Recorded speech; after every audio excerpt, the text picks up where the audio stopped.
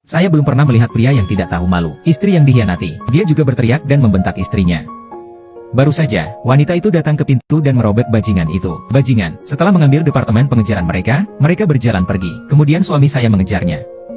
Ambil seorang wanita, tanyakan padanya mengapa dia harus melakukannya. Wanita itu berkata, aku memberimu banyak kesempatan, tapi Anda tidak pernah hanya menipu. Tidak menyangka, pria itu kesal dan menyalahkan wanita itu pada gilirannya. Mengatakan dia mengacaukan keluarga presiden adalah menghancurkan karirnya. Dan tanpa malu bertanya pada wanita itu, apakah jatuh cinta itu dosa?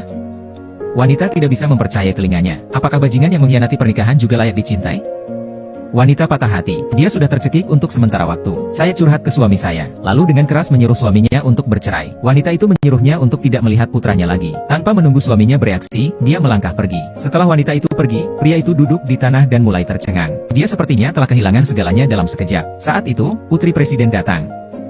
Saya pikir itu akan menjadi berantakan. Tak disangka, teh hijau sederhana ini masih mempercayainya. Lebih rela menyerahkan martabatnya untuknya. Bahkan bukan orang tuamu sendiri. Suami menerima penyelesaian perceraian wanita pada hari berikutnya. Dia segera memanggil wanita itu. Mengatakan dia tidak akan menyerahkan hartanya dan putranya. Biarkan wanita itu menunggu dan melihat. Wanita itu datang ke rumah sakit dengan perasaan bingung. Semua orang di sekitar menunjuk padanya. Pacar menyuruhnya untuk bergegas dan melihat online. Hanya wanita yang tahu. Ternyata seseorang memfitnahnya secara online karena sakit jiwa. Tidak menghormati pasien. Tidak cocok untuk jabatan wakil dekan. Segera wanita itu dipanggil ke kantor dekan untuk berbicara. Saya membuka pintu dan menemukan suami saya ada di dalam. Dia melaporkan kepada dekan bahwa wanita itu menginstruksikan pasien untuk mengambil gambar keberadaan sendiri. Tidak tahu malu untuk mengatakan bahwa bahkan jika aku mengkhianatimu, tetapi Anda mengancam untuk menginstruksikan pasien. Ini bukan sesuatu yang bisa dilakukan orang normal. Wanita membela. Suami makin tak kenal lelah. Berbicara sepanjang waktu merangsang seorang wanita. Bahkan ibu mertua dalam kecelakaan mobil. Kelumpuhan dan tersangka kematian pada wanita. Wanita yang tak tertahankan itu menampar masa lalu. Pria di tengah.